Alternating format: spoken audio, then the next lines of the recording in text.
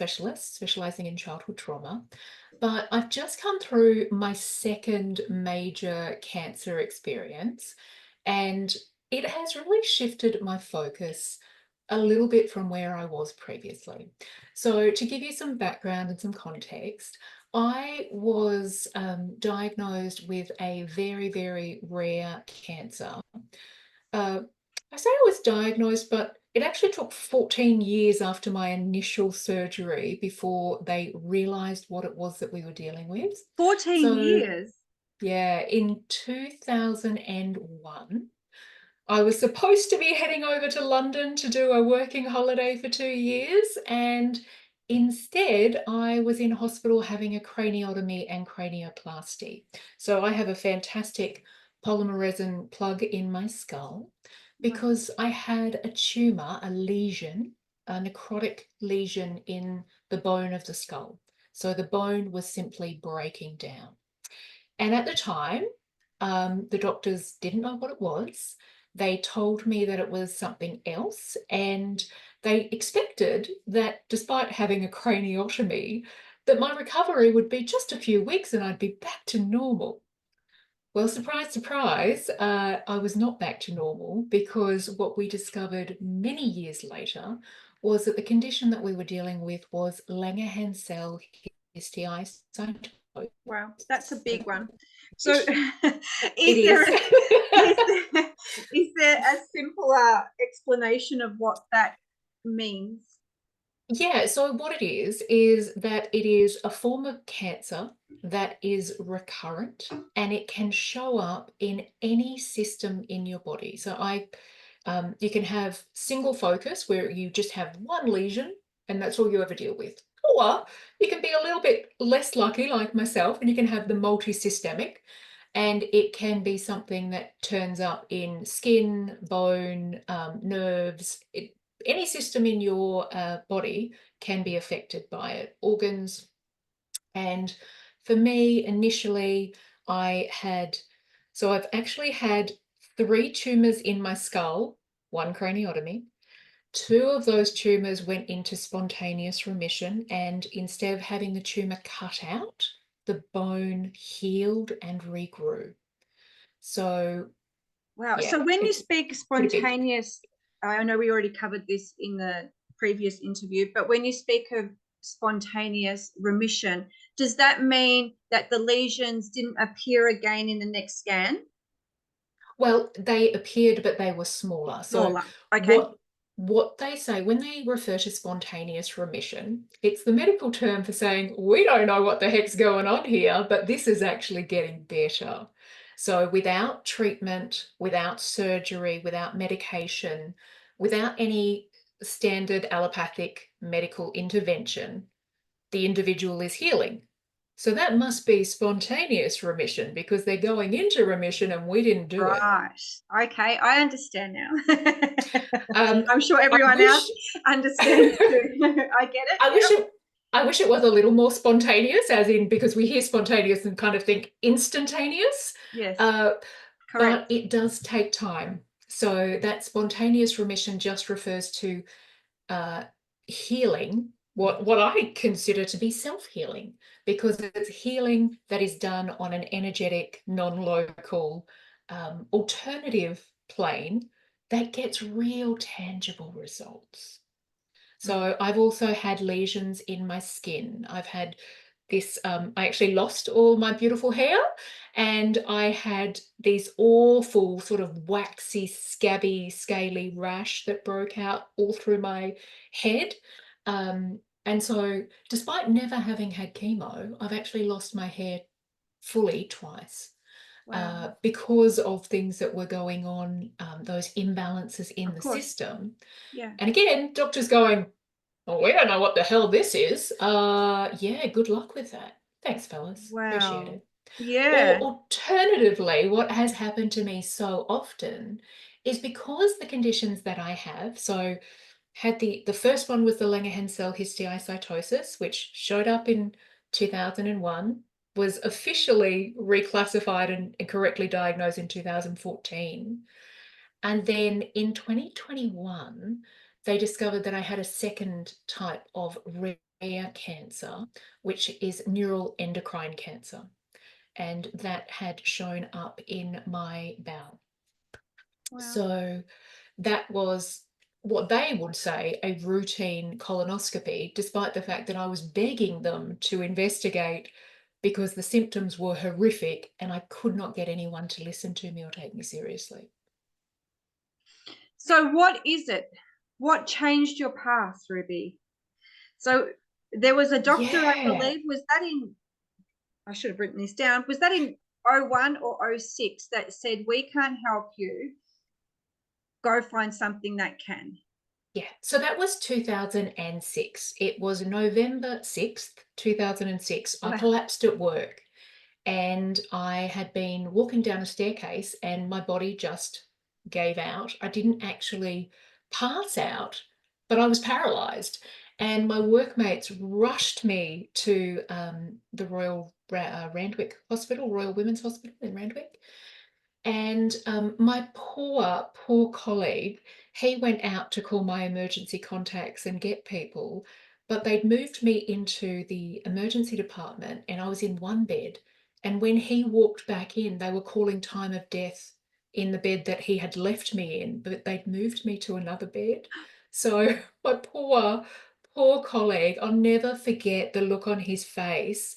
He was on the phone as he walked in and he literally thought that I was the person who was dead, despite the fact that he was looking directly at me. Oh What he my, was hearing was overriding that.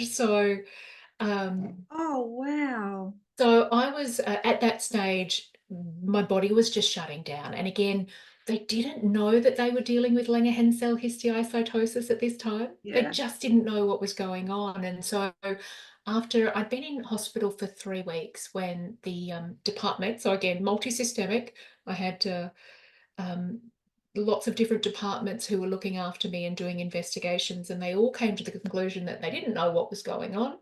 So I really should head home and get my affairs in order because they really didn't think that I would make 3 months. And that was And 2006, just that to was confirm. 2006. So that would have been, it would have been right at the end of November, early December Yep. 2006. Like I said, they didn't think that I would see much. And Incredible. as we were walking out of that meeting, one of the young doctors sort of hung back a little bit and pulled us aside, and he said, "Look, I'm so sorry that we can't help you, but don't give up. You need to go out now and find whatever is going to work for you." And from that moment, I've been so grateful to him for having the courage to speak up and say something which I have no doubt he was probably not allowed to say or would have gotten in a lot of trouble if anyone knew that he had said that. But it was what I needed to hear because I walked out of that Yeah. hospital and I was a mixture of two things. I was so angry at the doctors. I was so angry and so outraged that they would just give up on me. And at the And same it's the time, words, and this is mm, what irritates me so much, is the words they choose to speak. They don't understand the power they have in those mm, words. I'm sure they're eating those words now, telling you that you had 3 months to live and it's been almost 20 years later, yeah, but or more than, if you consider '01, 2001. But it's like the words are so powerful. And this is when we're talking about placebo and nocebo. mm, And, people are given the same, outcome as you. You've got this month, this long to live. And to the day they pass, yeah. life is over. And then realize that they actually never had any disease or cancers or anything to start with. Oh, The power so of the often. words that they are choosing to speak, they don't see the potential. And I guess this is when you start, undoing those programs and Mm. learning from places and lecturers and quantum university, that you start realizing that when, growing up, there was never any words spoken when you saw a doctor about your potential. It was, what are your Oh, yeah. symptoms? What are your symptoms? and this is the, this is the outcome. And it's like they don't. I just wish they just had some training on how to speak to people properly. Absolutely. But like I said, I'm so grateful for that young doctor who was a little bit rebellious, because in him saying that, it fired up the rebelliousness in me. Perfect. So Just that was that thing where I came out and I went, no, screw you guys. I'm not giving up on my life. And but this is his sorry, but permission, yeah. So this is someone saying, go and try everything, was yeah, what I needed to hear. exactly. And that was brilliant on your part. So I don't know where you were in your life before this, what you were looking at or what you were studying, but you heard those words. Mm. Go and do anything, find something that's going to work for you. Whereas the majority of people are going to listen to the 3 month, pretty much, you Oh, know, yeah. pretty much death sentence. So that was just your amazingness again, that you felt that synchronicity and went with it. But I also think it's really important to consider, what are your anchors? Like for Yeah, me, I was not willing to miss out on my daughter's future. I didn't want to. It wasn't that I didn't feel she would be well looked after, because I knew she would. My of husband would course. take incredible care of her. Yeah, But I didn't want her to grow up without her mother. I didn't yeah, want to miss out on all those incredible moments in her life, which, from my experience, I knew how important that mother relationship is. And she was my primary motivator. I needed to find a way to survive because I did amazing. not want to leave her.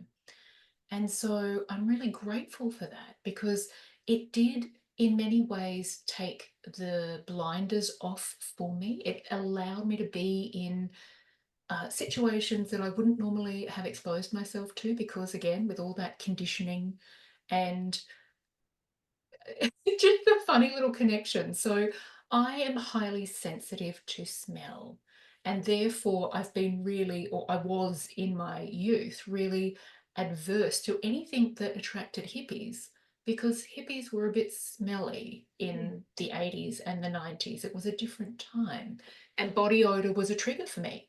So there were all of these No, funny no, little absolutely. I factors understand. Yeah. that actually created limitations for me, when I just went, you know what, suck it up, get some essential oils and get rid of the smell, so that you can be in the room and hear the information, because I needed to hear people's stories. That was that first moment for me of realizing what was possible, was hearing other people's stories, and people's stories of unbelievable healing, things that were not accepted or not considered even to be possible. And yet so many people have done this. It's not a new thing.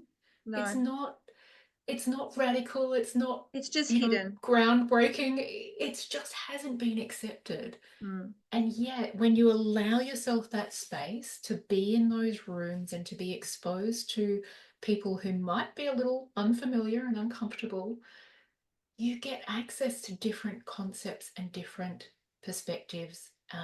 And that's really, really important. And for me, it was a major paradigm shift.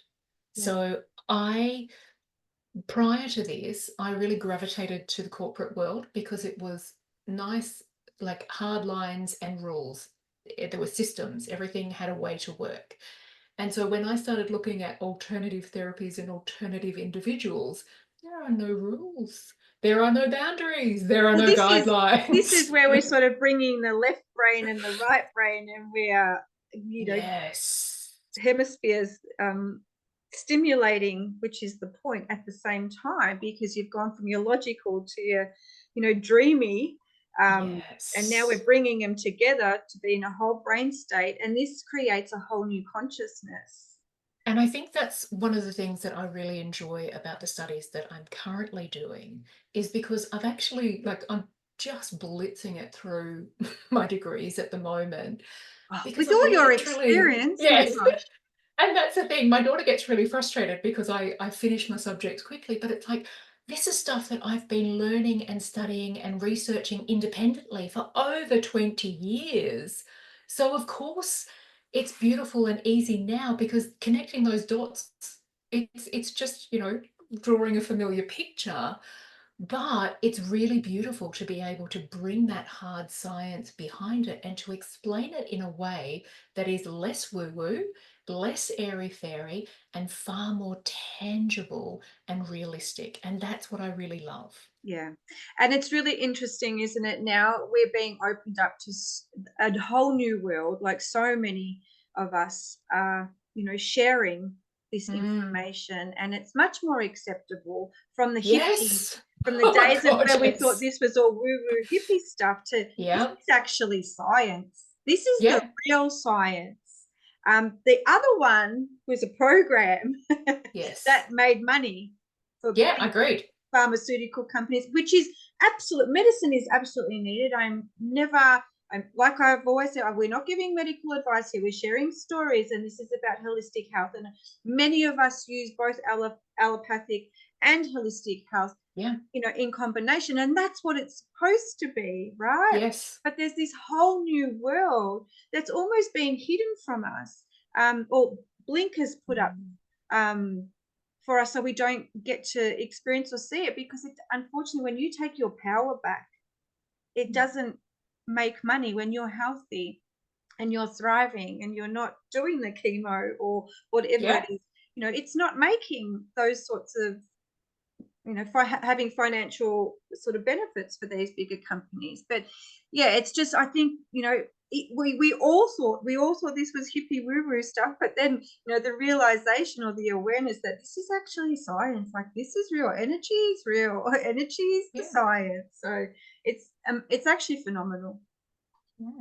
It really is. And so, back to when I was in that situation, I'd been given 3 months to live. I went and did an energy healing kind of workshop. It was a group of, I don't know, maybe 20 people, and they were doing hands-on energy work. Right, like And Reiki or something. yeah, Like, yeah, like an alternative to Reiki. They say it's not Reiki, but I similar. think it Yep, kind of all yep, falls into a very similar vein. So that yep, whole concept of being able to move and shift the energy in our bodies and to be able to release those blockages and limitations that are there at that cellular level. Now, the other thing that was really interesting, so before they gave me the we can't help you little thing, I actually had one of my medical doctors mention the phrase cellular memory. Yeah, which I found extraordinary. And that really put me down a path of going, what the hell is cellular memory? absolutely. And Again, that, you picked up on that. Yeah, yeah, so that was actually what tied me into realizing the importance of addressing the trauma that we have that exists.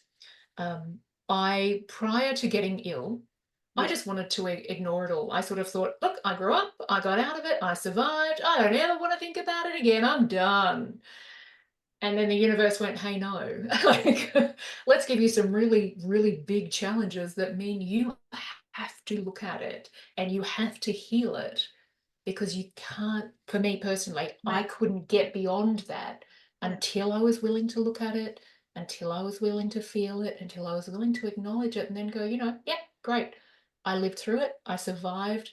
I don't need that to be impacting me on a physical scale now. I can be grateful for all the hell and all the experience and not have any kind of negative attachment or association there. It's simply that space of indifference where you go, yeah, that was part of my story and that is my past. It does not have to have any impact on my future. that's amazing. Yeah. Yeah, that was a big. I really wish that I'd gotten that instantly, but that was quite a big learning circle for But me. and again, I think we said, I think it's about the layers and then being ready for the next one to come off, and Oh yeah, process it. And it's time, and it does take time. And there's a lot of people that talk out there that talk about, it's going to happen instantly. Well, moving from one energy to another, yeah, but there's a lot of those things and leaps that you take yeah, to get where you are now. So share with us, Ruby, what I would love to know, because I don't think yeah. I've ever spoken to you about this before. What is it that you the protocols that you use, the practices to get you into the spontaneous remission, because we both know, and I'm sure everybody Mhm. listening in here knows that it was you Yeah. and the energy. So what did you use? The practices, the protocols. So did you do Yeah. chemo ever? Firstly, let's No. so don't So even. Did you go through I've radiation? no. No. Any other than surgeries? Yeah. Um, and how many surgeries did you have? Oh God.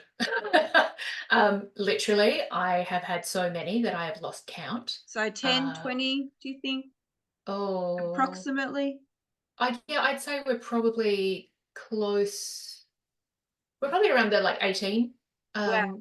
I, So I you've would have had to sit and surgery. think, yeah, I've had surgery and I've had major surgery. So my Yeah. major surgeries have been the skull and the bowel. They were major open surgeries. Wow. The other surgeries were often laparoscopical, you know the word I'm trying to say. Yeah, But they were not as significant, but every surgery is of significant at the course. It's same still time. so basically you had no chemo, no radiation, no other intervention other than the surgeries from Yeah, medical. so well, yes and no, because I had a really fantastic integrative doctor. Okay. So in 2014, when we discovered what we were dealing with, instead of doing chemo, I went through multiple rounds of high dose vitamin C infusions. This is where I was getting to. So let's talk about these sorts of Yeah, things.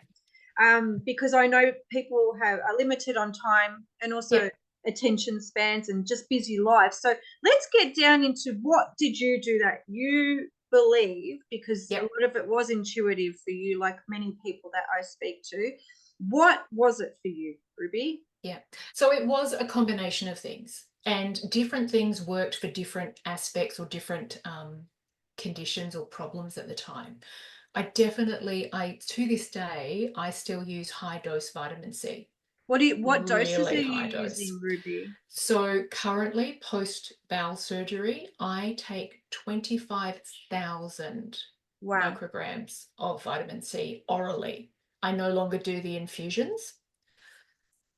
But when I so back in the day when we were looking at alternatives, because the only options were different chemos at that stage. You could have this chemo or you could have this Of chemo. course. Or Yeah. Or if you were really radiation. lucky, you could have this chemo. No, radiation wasn't ever an option for Oh, okay. LCH. Okay. Um, and so we Wow. did the high dose vitamin C infusions. It was grueling. I wish I could say that it was like really easy and I felt vibrant and brilliant. I didn't. It was hard work, Really? but over time I did improve.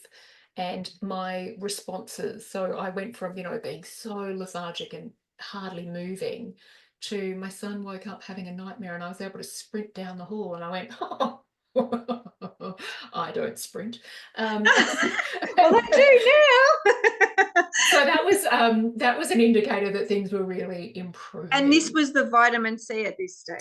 Yeah, so this was really high dose vitamin C. I was going in 3 days a week and they were bagging me up, and it would take about an hour for each infusion.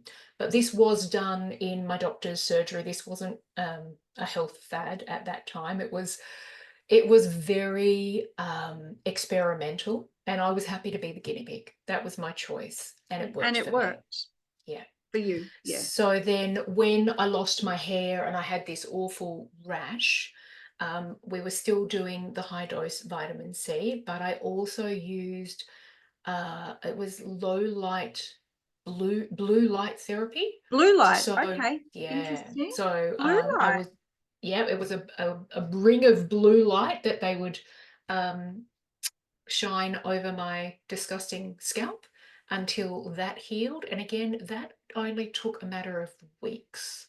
So it healed fairly quickly, but it was I'm pretty sure they were referring to it as low light. It was a blue light therapy. And that worked really, really well. I have Wow. also been going to an osteopath and a chiropractor, whichever one I can get into where we are, depending on the time. since my first surgery. So when they did this surgery, because my head was on a weird angle for so Yeah. many hours, it was like a 12-hour surgery, they pretty much decimated my cervical spine. And so it took quite a lot of therapy to get that back to where it should be and could be. And then it's been a maintenance situation. So we know how important it is, the communication between the brain and the rest of the body. And if our spine is out of line, that's going to impact that communication significantly. So that has been an important background part of the work that I've done. Yeah. I've also done massage. I have a massage at least once a week and more if needed. And Obviously, this is to the reason for the massages weekly? again, to basically providing maintenance for my body. So, again, giving that physical release of, I do a lot of intense emotional work in my practice, Okay. and I don't want to be embodying the things that I'm hearing or Yeah. helping others to process. So, these are ways that I allow all of that density out of my physical body so that I can stay in a better state to support others. Yeah. But back to the healing stuff, visualization has been Mm. like probably my number one go-to. So So tell me, creating, Ruby, just briefly, not yeah, too much, and this is more so because I do this as well. But yeah, tell me, like when you're visualizing, what is it? Let's talk about maybe there was a lesion. yeah, What would you do in your process? yeah. So, like I said, I had two skull lesions that I got rid of by alternative energy work stuff. One of those, so we did a combination for both of those tumors. It was a combination of hands-on energy work, running energy every day for 3 months. On the And area around, specifically, or so just, doing the whole body, yep. but being quite careful because those areas, when the lesion is there, it makes the bone spongy. So it's very painful. Um, Doing like running that energy work at the same time as me doing multiple visualizations throughout the day. So I am visualizing that bone being completely healthy. So what a healthy bone looks like, looking at particularly in the skull, you've got the harder outer layer, the hard inner layer, and then you've got the soft center, which I know sounds like a cake, but not really. But getting really clear on the visualization. So I look at anatomy textbooks a lot. I Mhm. look at visualization so I can get a really clear look at what it is that I want that to be like. So instead of, you've got the pain, you can feel it intensely. Instead of in your mind seeing that as a black hole. So with the first one, like literally on an x-ray, there was a hole in my skull. It was pretty confronting. So with these other two, I was really careful not to ever imagine a hole in my skull. Oh, okay. Yeah, of course, my I God. never But this is the ever power. Yeah. visualized a hole in my skull. I could feel it, I knew it was there, and I would visualize that tissue regenerating. I would see the cells replicating. I would see the turnover. I'd see the blood taking away the old cells, and I would see the new cells going in there, and I would see the structure, the bone growing together in that sort of crystalline formation. So I get very, very specific about it. Wow. And at the same time, I do an incredibly childish version of that. So I have my really intense science version, and then I have the Pac-Man version. So in the I do Pac-Man Pac-Man a lot. In the Pac-Man Yeah, version, I see the version where literally the cancer is these little spots and it's in this section and it's going out through my body. And then I just see the Pac-Man, coming along and eating it away. all up and taking it away. Yeah, yeah, And for me, that works really well to have the two different scenarios. So the lightweight one for those moments where I can't get into the intensity, yeah. but also It's so the really important. specific, detailed version. And I do them both every day. Like I You're still really doing make. them now? Yeah, so at the moment, I still have officially, I still have a brain tumor. I still have activity in my pancreas, and I still have activity in my lymph nodes, but I was able to completely clear my lungs, so there are no nodules visible in my lungs. And I went in, Spontaneous remission? yeah, spontaneous remission. I was scheduled to have Wow. surgery on my uterus to remove the growth on my uterus. And they went in to do surgery and it had disappeared. So that was pretty extraordinary because I've been so busy working on everything else that I hadn't really focused on my uterus Of yet course. Yeah, because it gosh. wasn't as much of a priority. So there's also that aspect to remember that when you're working on one part of your body, you're healing your body and there's that flow on effect. So it's good to be specific, but don't be concerned that you might miss something or there's something that might not be there. Yeah. Um, and I'm really, really aware of the language that I use, incredibly aware of the language that I use. Um, For example, you so I don't, shifted from, my cancer, yeah, it's not to, my cancer. It's, this condition that's affecting cells in my body. so you're not making it personal to you? Yeah, I don't take ownership of it. Yeah. And I don't see it as a density or something that, you know, I don't even really see it as real, is how I feel. I see it as a challenge.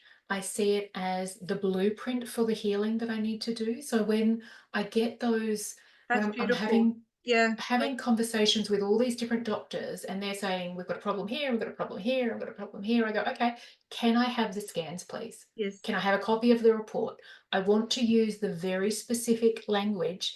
And I also want to go and do a little extra research because I don't trust you entirely. Yeah. But I have a just similar story which I won't share here, but yeah, I understand. just a little bit of that.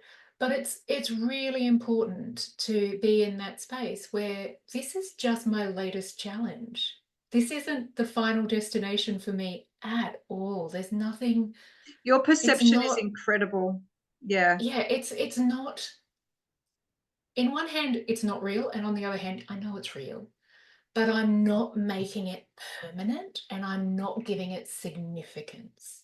Yeah. So it is just something. And we were talking before about those layers of healing.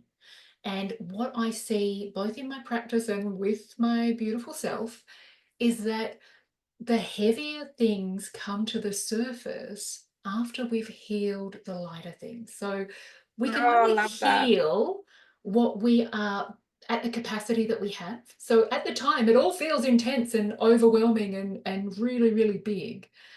And then we build that resistance, we build that resilience, we build our capacity to handle things. We learn to regulate our nervous system. We learn to identify our triggers. Yeah. And as all of this is happening, we sort of think, we often people think, oh, I'm going to heal this and then I'm going to be great forever. And man, I wish that was the case. But what I have experienced and what I see happening is the stronger we become, the safer it is for us to deal with the big stuff. For the So if resilience, isn't something, it? Yeah. yeah, so when something comes up, it's just the universe giving you that opportunity to go, okay, so there's something here that I need to work through. And if it's like my latest little experience has been quite intense. And I have had to look back and realize where I've been holding on to things, Yeah. that large intestine being all about what we're not willing to let go of. Surprise, surprise. Yeah. Um, so there have been a lot of things there. And for me, part of that was looking at my relationship with my siblings. So I had this really dysfunctional family, totally was aware of that.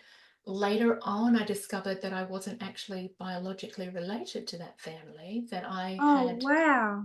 yeah, so a lot of the excuses that I had made, which we all make, where, they can I do that mentioned that because they're my earlier. Yeah. family. like I can put up with that because that's just the way my mum is, or, this acceptance because they're a blood relation, they can somehow treat us poorly. So when I found out that these people were not related to me, oh my, did I get outraged. I was so So the angry. trauma you went through as a child was with this family. Yeah, so it was I went through a lot. So over the last 12 years, I've discovered that they weren't my biological family, that my biological mum was a 15-year-old runaway who turned 16 2 weeks before she gave birth to me. She died in childbirth, or very shortly, about 2 hours after I was born. My biological father was a 50-year-old man who was in a pedophilic relationship with her. Yeah, there was a Oh, lot. My biological father is a well-known figure. My biological father had influence in my life. He knew who I was, he knew where I was, and at different times there were interactions with him. were you So aware of that at now, no, but not back then? Yeah. I had no idea who he was in relation to me. I didn't Did your know. parents or the family that raised you, were they aware who he was? Yeah, Yes. Okay. they knew who he was. They knew who he was to me. They knew why those things were occurring. And it was really interesting. So I didn't discover who he was until after he had passed. And I'm again immensely grateful for that, because I don't think I could have had a conversation with him. And I don't think I could have not confronted him. So I'm really grateful that I Wow. didn't discover his identity until he had passed.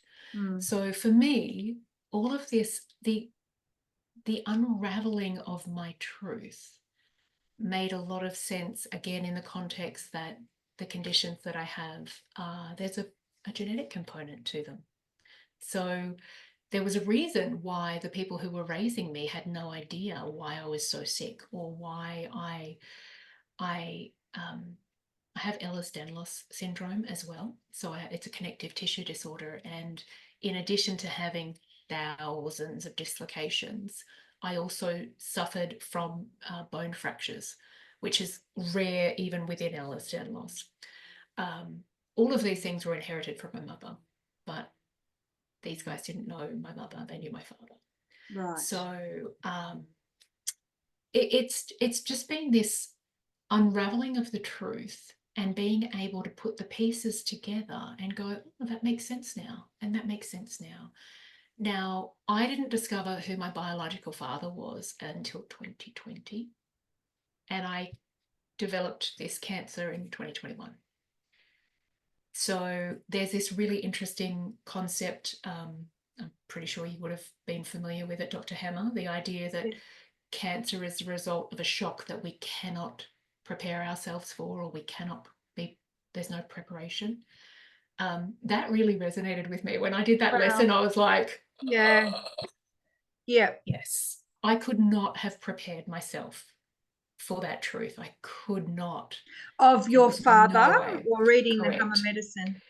Um, of, Father. of of discovering who my biological father Yeah. was, Yeah. and then realizing the impact and the influence that he had on my life, Yeah. which I didn't know as a child.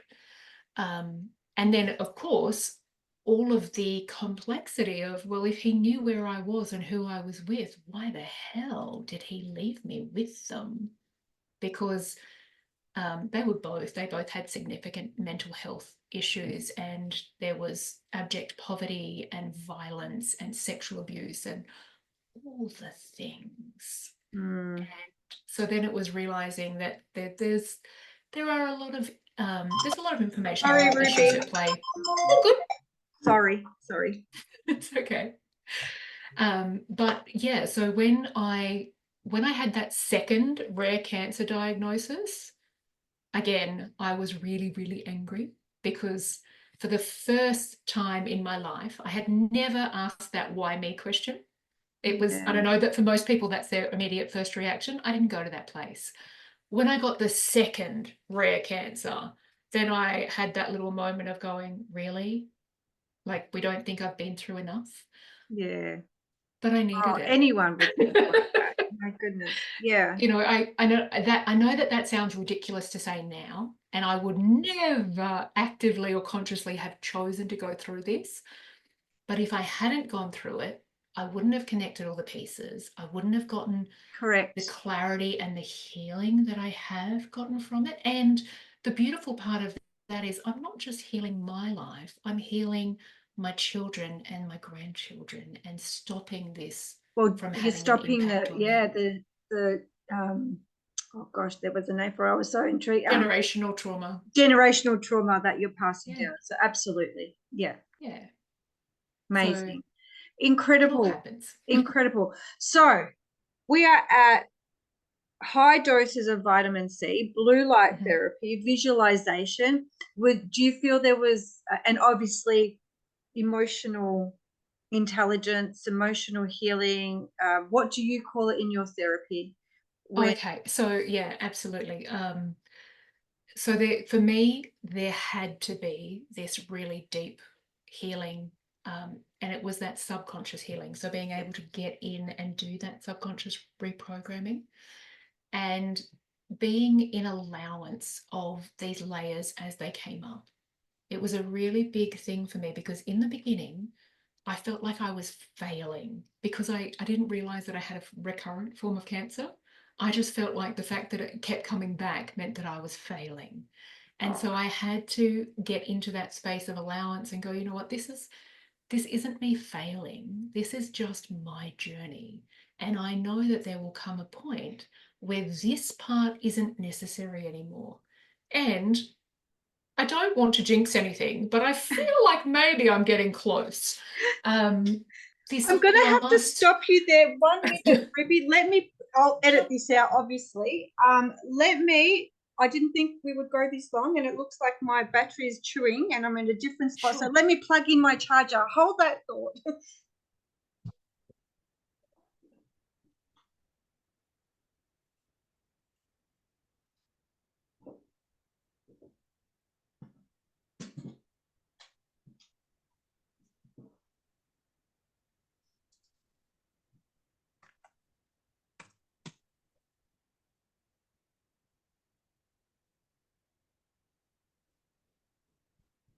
Okay, I'm coming back. Let me, yeah, I think we're good. All right. Better. I didn't want to lose all of this. Oh gosh, no, that would suck. So where were you? Sorry, go again. I was so interested in what you were saying that I didn't even look at my battery charge. Yeah, so part of it was coming into that space of allowance Yes. for my journey being one that includes recurrent illness. Not that that was a sense of failure or another limitation, but just recognizing that every person's journey is different. Like Mm. we've said before, the way we respond to things is unique and different. And what we are required to go through in the span of our life is very different. And so now for me, finally, I have a sense that this may be a part where this chapter in my life is wrapping up. Possibly, hopefully. I'm very, very hopeful. However, at the same time, if another challenge does come up, I have that deep faith, that absolute knowing in my soul that I can handle it. I can work through anything.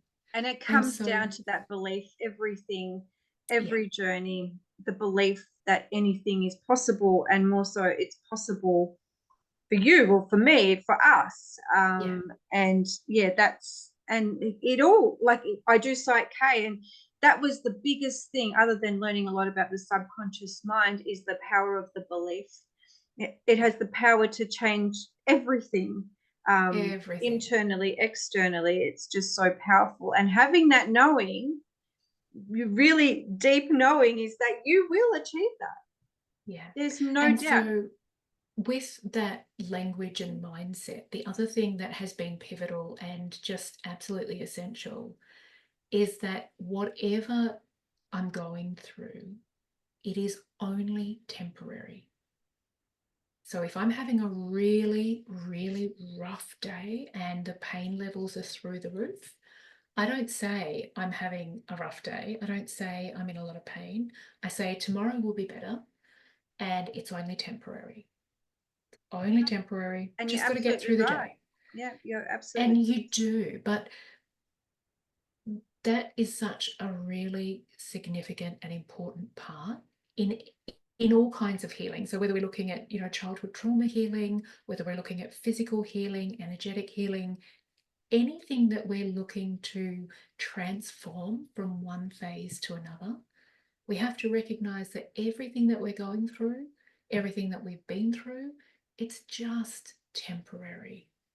It will be different tomorrow. How we I see feel it. I feel that you can perceive it and give meaning in that way only once you remove yourself from a victim Oh, mentality. For yeah. me, like I mentioned earlier, in the live, I think it was not this interview, and it's all sort of connecting into the other.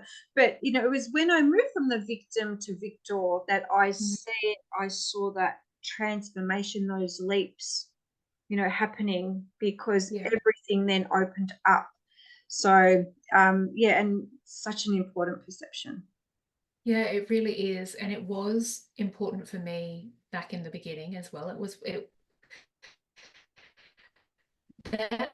for me, voice and the ability to change. That was what shifted me out of that victim space where I was at the effect of everything. And I started to realize that my intention and my thoughts and feelings and all of the energy that I was putting into things was actually considerate and influential. So when we're able to actually own our part in our lives, that is huge as well. Yeah, yeah. Yeah. Amazing, Ruby. I think we could sit here for hours. So, honestly, your journey has been extraordinary, and you're extraordinary in so many ways. Mostly, what stands out to me with you is intuition and perception. So Mm. powerful, and I think you've definitely demonstrated that in your journey. Amazing.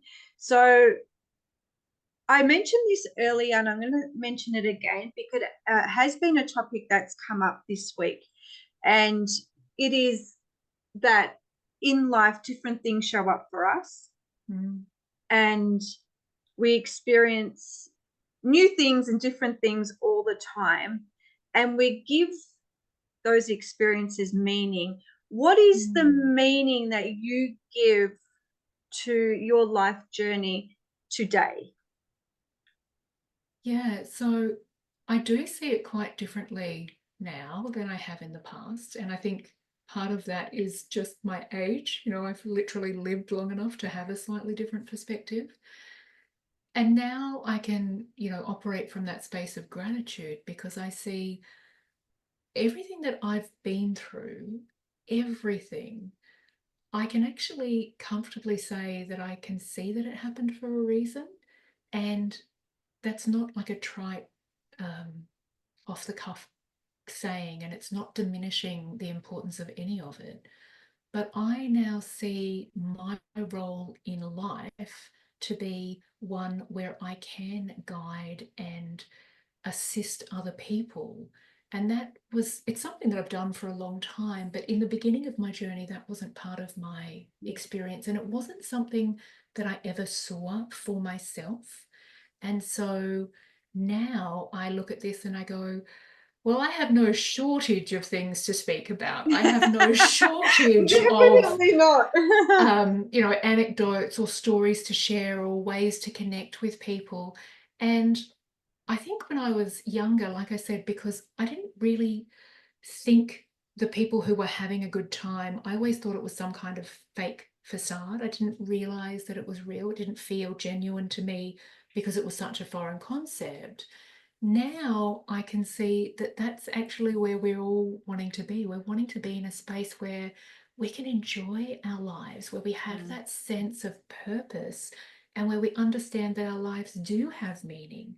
And for me, that is to be able to be in this space and share my experience and inspire and motivate others to make those choices for themselves. You know, Yeah. if I think we are at this beautiful point in time where we we can shift the way things happen and the way we approach healing. And it's really exciting to see. We look back and go, okay, well, I did all of this and I'm nothing special. There's nothing ultra unique about me other than the fact that I'm a little bit competitive and don't like to lose. Yeah. So for all the other people out there who are a little bit competitive and a little bit type A, you know, this might be what they need to go, oh, this is actually an option Correct. for me. An awareness, a belief. Everything resides in our awareness, and it's with the as our how can I put it? As we become more self-aware, we evolve more. Yeah. So it's with that evolution, isn't it? It's Yeah. yeah, And I have this absolute love of books. I have always loved learning, and I've always been intrigued by understanding how things work and how yeah, people work. I That was one of my ways of processing my situation in my youth. Was I was able to be quite uh, sort of removed from the situation because I would just I'd read books on psychology from the time I was in primary school because I wanted to understand how people worked so I could understand why the people in my family were doing what they were doing. But part of that is we just counted our book collection and discovered we officially have a library, meaning that we have more than 1,000 books how many? and more than 1,000. Oh well, And now I finally see that there is a part of the universe where I will publish a book, you and will. that's I not have no doubt. something. Actually, thought that halfway through this interview that I will be reading your book one day. Very uh, one yeah, day, absolutely. And yeah, it actually makes me really happy and fills my heart with joy to know that there will be a book on shelves one day that contains this experience, because I think one of the things I love about books so much is when you open a book, you hear that person's voice and it gives you a window into their life. And you get to, they get to impart their knowledge and their wisdom, and you get to experience that sometimes hundreds or thousands of years later. And I love that. We have a massive collection of antique books, and I love that. I love that it's such a personal connection. It literally feels like sitting down and having that person share their story. So that's something that I'm actually really excited about for the future, which yeah. would never have been possible if I hadn't lived through everything that I've lived through. Absolutely. I couldn't agree with you more. I'm going to ask you this question. It's just come to me because it's something I often say, and people question me in the same way. And that is that I am also grateful for the past, for the trauma, Mm. for the abuse, for having to deal with my father, who is schizophrenic from a very young Mm. age, saw very horrible things in and out of, women's refuges, all those sorts of things. And when I begin to tell my journey and my story, and I say that I'm grateful for it, a lot turn to me and say, well, you can't say you're grateful for that. And I'm like, yeah, I can, because I'm Yeah. resilient because of it. But I tend to get that sort of response all the time. And people often say to me, well, you should word it differently. And I'm like, no, that's what resonates with me. I'm actually grateful because now I get to share my story. And now, with my resilience and from my heart and my soul, I get to inspire others and to remind them that the power for transformation is within them, and to stop looking externally, because everything we seek is within us. We just have to have the belief in the transformation. So would you agree that Oh, yeah. you're grateful for everything, Yeah. and you would I use those words, or maybe something differently? No, literally, hand on my heart. I am grateful for my life. I So am am I. grateful for every challenge. And having a schizophrenic father figure is something that we shared. Mine spent 9 years trying to kill me, thought I was the spawn of the devil, which I didn't understand as a child. And Of then as an course. adult, it makes a lot of sense when you get the whole story. Yeah, Didn't make a lot of sense when I was a child and I thought he was my dad. yeah, So I am grateful for that. I'm grateful for my exposure to heinous individuals. mm, I'm grateful for my exposure to the criminal underbelly. I'm grateful for the fact that, the woman I thought was my mum got involved with someone who was a murderer, who was having an affair and murdered the woman he was cheating on her with. yeah. All of that stuff was horrific That's to horrific. live through. It was Yeah, horrific. There's no two ways around it. yeah, But it made me who I am today. And I yeah. love who I am today. And Same. that is something that was used as a weapon. I don't know if you, I'm guessing, the 80s, at that stage, it was an insult to tell someone that they loved themselves. You Oh, love yourself. absolutely. I covered Like it this in the was, Empower Her program. Actually, self-love is about step 4. But that was yeah, probably the hardest point for myself as well, to look at myself in the mirror and tell myself, I love you, Sharon. Um, yeah, it took me a long time because I was in the belief that you don't. If you love yourself, yeah. you're pig-headed. You're not allowed to appreciate who you are. So many false limiting beliefs around that. Go But the 80s. when you do come out of that with a newfound awareness of, my gosh, Yeah, it's from that place of love for myself yeah, that I make the good decisions for myself. It absolutely. was that one particular, I'm not sure where I heard that or read that. And I was like, absolutely. When I Mm. love myself, I make good choices for myself. Oh, yeah. And when I'm And not in love with myself, I don't care if I'm drinking every day, taking drugs every day, eating disgusting food. I don't care. Why would I? I don't love myself. It yeah, was the biggest probably transformation for me when I started to practice those, little bits of self-love. mm. Oh yeah, and it's something that we overlook so often, Yeah. and it dovetails beautifully with inner child healing. Yes. So I have a practice very similar to what you described. I actually get my clients to stand in front of the mirror, Yeah. connect in with their little inner child, and say the words out loud. So I love you, Ruby. I love you. And it is hard in the beginning. It is. And what I It also is found so, hard. you probably may have heard of this or even practiced, but doing that and at the same time taking that little Sharon and placing her into my heart and just Mhm. telling her that she's safe, that still makes me feel so emotional. But it's Yeah, just so beautiful because it's so beautiful. Because yeah. I never told myself I was safe because I'd never felt safe growing up. No, It that's right. was trauma. At night, Yeah, you'd wake up in shock. It was trauma. yeah. You'd hear your mum being raped at night. This is trauma that stays with you. So I never felt safe. So the Mhm. moment I started telling myself, I love you, Sharon, and placing her, shrinking her and placing her in my heart and telling her she's safe, just transformed everything. Oh Just yeah. felt so powerful after that. It's such an incredible thing that we have that ability to reparent our inner child, and we are the ones who know exactly what she needs to hear. We know what she missed out on. We know Yeah. what she craved. We know what she needed.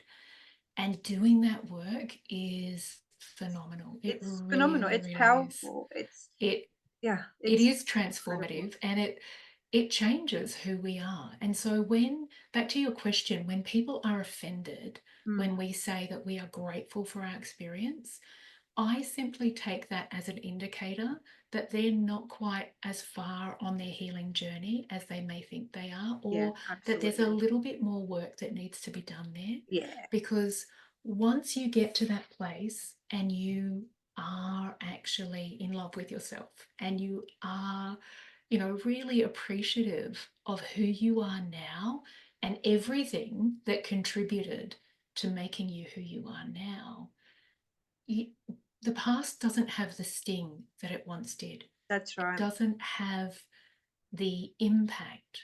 So if people are still in that place where their history is hurting them, they've just got a little bit more work to do yet. Yeah, absolutely. And some people may never be, and this is the power of a community of like-minded people. And I found that this was my missing link, because it's so important when we are going through those leaps, those the moments that transform, the awarenesses that transform our life, to have like-minded people around us, to Oh, keep yeah. us evolving, to keep us resonating at the frequency of where we're going. Because a lot of the time, unfortunately, there's people that aren't ready for that, and sometimes we bring ourselves back to make them feel comfortable, Oh, because we're yeah. compassionate people. And it's just so powerful to keep on rising, Yeah. and finding those people that are with us and that understand us, like right now. So I feel like I'm in a session with you.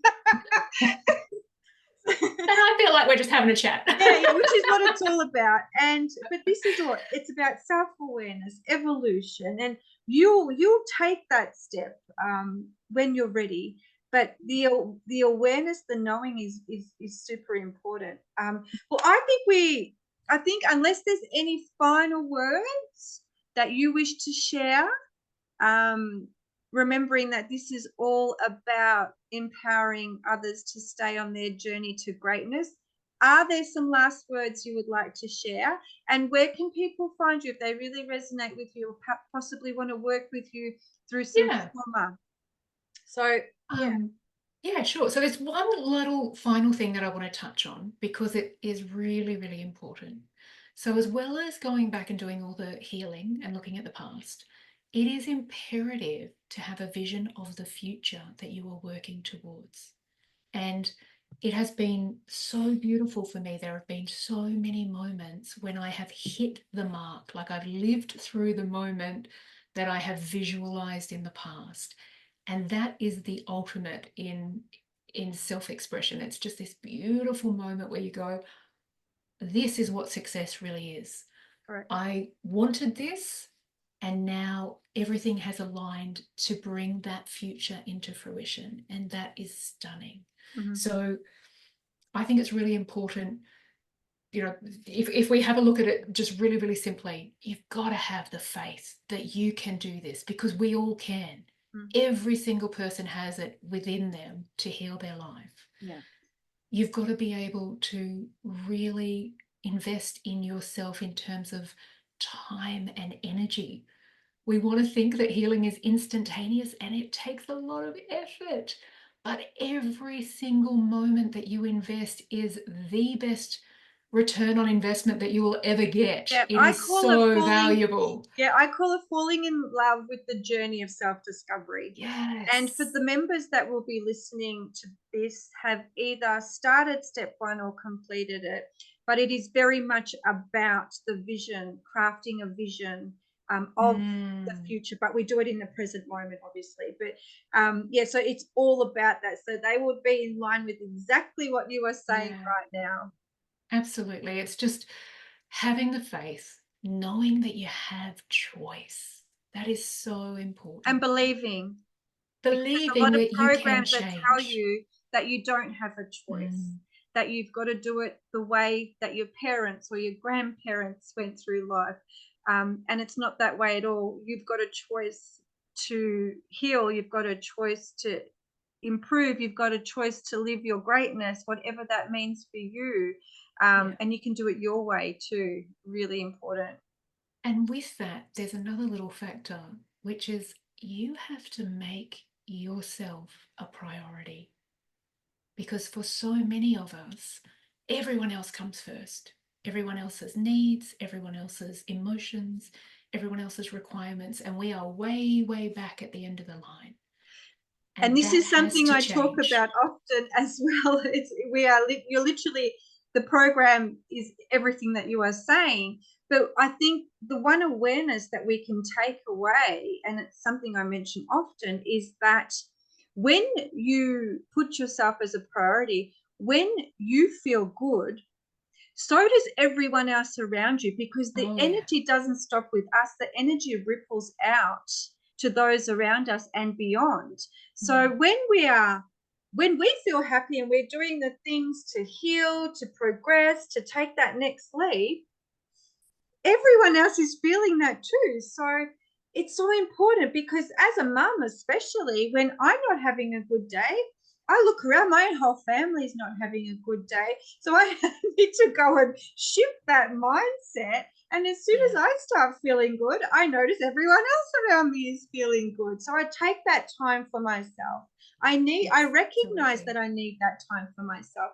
Whereas others are putting too much focus on what everyone else needs. And there could be a lot of other things associated here. Maybe they don't want to do the work, the healing, whatever it be. So they'd rather just be the doer and sit in that masculine energy. Mm. But overall, when you take that time and you prioritize yourself, you are doing so much more than you think. Yeah, absolutely. And it's all possible. That's Hmm. the big message at the end of the day, is that nothing is impossible. When we're stuck in our challenges, things feel really hard, Yes. but we can move through it. And And it's temporary. it is temporary, and there is always light at the end of the tunnel. And when you get to the other side, the view is so much more beautiful than you could even imagine. Yeah. I had a post that I put out the other day, and it was impossible, but when you change it up, it's I'm possible. So I thought that, Totally. and I was like, totally, like anything's possible for any of us, so Mm. long as we believe that it is, Yeah, and we take the absolutely. action accordingly. So Yeah. thank you once again, You're you welcome. extraordinary person. You keep shining bright, keep doing you. You're keep evolving, keep learning new things, and I look forward to reading your book one day very soon, Ruby. Thank you so much. I'll get working on that. But for anyone that does want to connect with me, I am on Instagram, and that's ruby.r.mitchell. And if they want to jump on and have a look, I'll be launching a new website soon. My old one's been on hold for a little while, but they can find me at rubyrmitchell.com. Amazing. Thank you, Ruby. And ladies inside this community, I look forward to sharing so many more wonderful stories like Ruby's, to remind you all that the power you need is right there inside of you.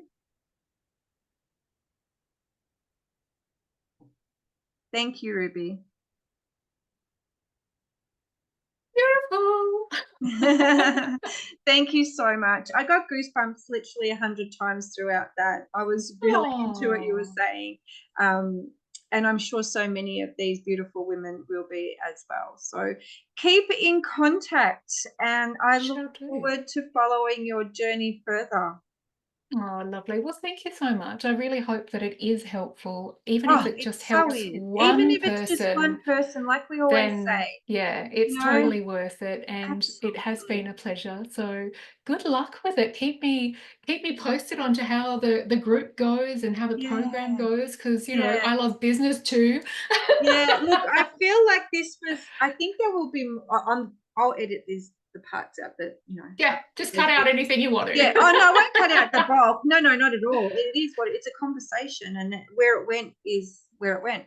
But I just think that the community really was the missing link, because Mm, I never had the intention to set out and be the one-on-one healer that you make an appointment with.